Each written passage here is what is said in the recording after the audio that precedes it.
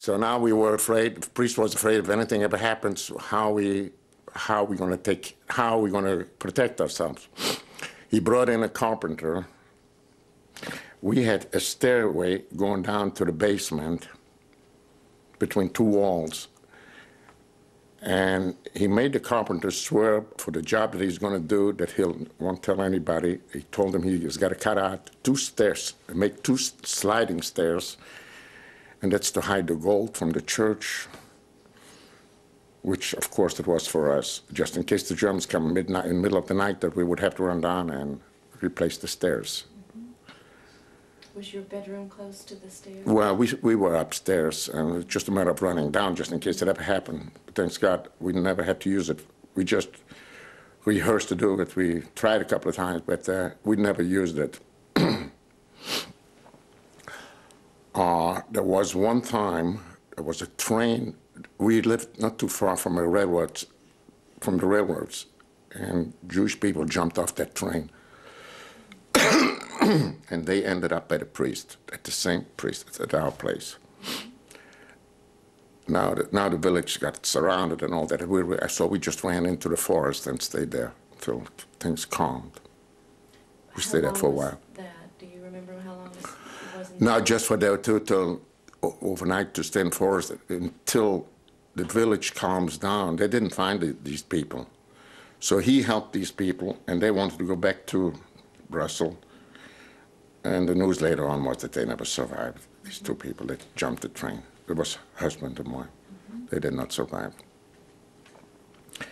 And we came back to the priest, and of course we had to go to church every day to make believe that we are Christians, of course.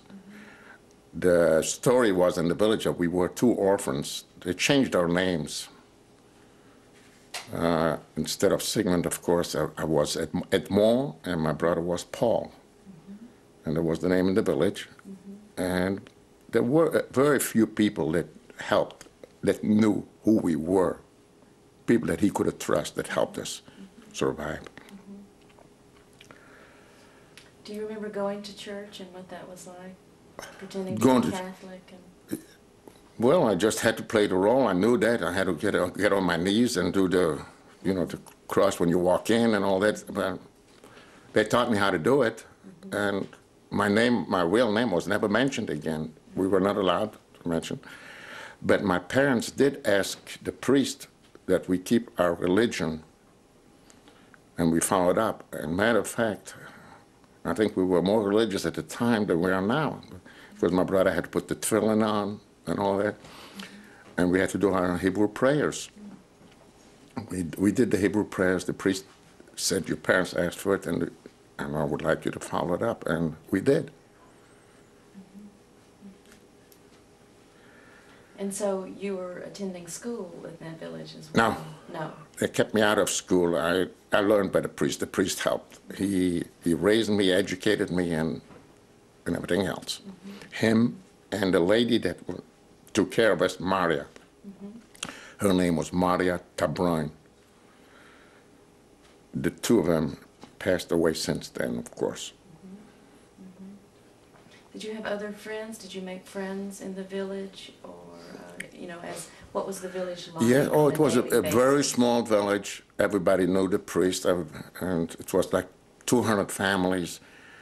And yes, I made friends mostly with adults, not with kids. I couldn't get out too much with the kids. It was too dangerous.